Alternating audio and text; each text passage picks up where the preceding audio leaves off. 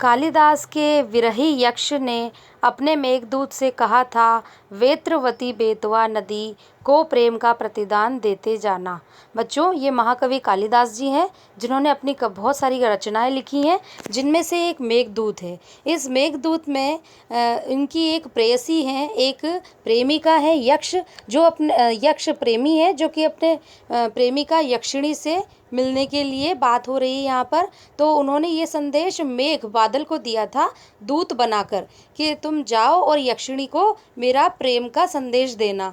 तो ये जो प्रकृति को मानवीकरण का रूप देने का जो कवियों का एक शुरू से प्रचलन चलता आ रहा है, ये महाकवि सिर्फ नागार्जुन ने ही नहीं दिया है कि हिमालय को पिता कहा हो और नदियों को पुत्री कहा हो। ये मानवीकरण शुरू से कवि देते आ रहे हैं।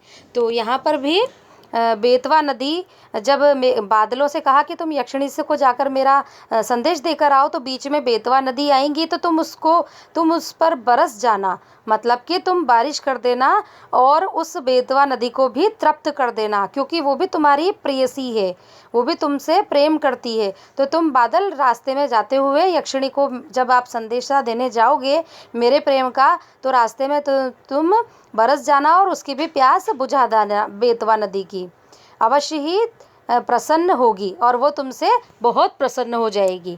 यह बात इन चंचल नदियों को देखकर मुझे अचानक याद आ गई और सोचा कि शायद उस महाकवि को भी नदियों का सचेतन रूप पसंद था, अर्थात नदियों का जो सचेतन रूप है, नदियों को भी एक जीव रूप में मानना महाकवि कालिदास जी को पसंद था।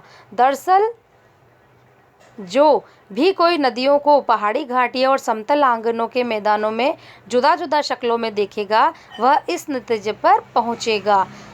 काका कालेलकर ने नदियों को लोकमाता कहा है। काका कालेलकर भी एक राइटर है, एक लेखक है, जिन्होंने नदियों को लोकमाता कहा है।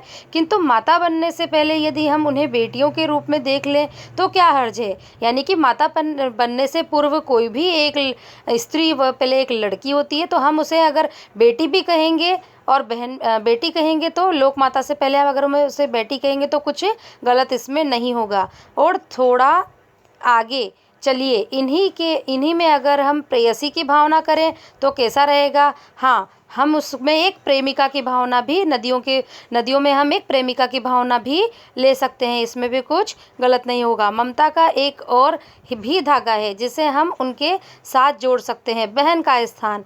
कितने कवियों ने इन नदियों को बहन का स्थान भी दिया है, अर्थात हम नदियों में बहन, लोकमाता और बेटी का और एक प्रेयसी का रूप देख सकते हैं, जिसे हम उनके साथ जोड़ सकते हैं। बहन का स्थान कितने ही कवियों ने इन नदियों को दिया है।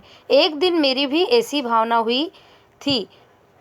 थोलिड़ यानी कि तिब्बत में मैं जब तिब्बत में था, थोलिड़ स्थान पर, तो वहाँ की एक बात है कि मन उछट गया था, तबीयत ढीली थी। उस वक्त मेरी तबीयत सही नहीं थी। सतलज के किनारे जाकर बैठ गया। दोपहर का समय था। पैर लटका दिए पानी में। थोड़ी ही देर में उस प्रगतिशील जल ने असर डाला, अर्थात लेखक शांत जगह पर नदी में जाकर बैठे, अपनी थकान को मिटाने पैर लटका कर नदी में, और उनको उस ठंडे शीतल जल में, पानी में अपने पैर डालने पर थोड़ी देर में असर हुआ कि तन और मन ताज़ा हो गया। तो लेखक गुनगुनाने लगे। जब वो खुश हो गए, तो कोई भी व्यक्ति जब खुश होता है अंतर्मन से तो वो गुनगुनाने लगता है, खुश होता है। तो लेखक भी गुनगुनाने लगे। क्या गुनगुनाया उन्होंने? जय हो सतलज बहन तुम्हारी, लीला अचरज बहन तुम्हारी। वह सतलज नदी के लिए बोल रहे हैं कि जय हो बहन तुम्हारी। हुआ मुदित मन हटा खुमारी। मेरा मन बहुत प्रसन्न हो गया है और मेरे अंदर जो दुख था, उदासीपन था, वो मिट चुका है। जाऊं मैं तुम पर बलिहारी, और मैं तुम पर बलिहारी जाता हूँ।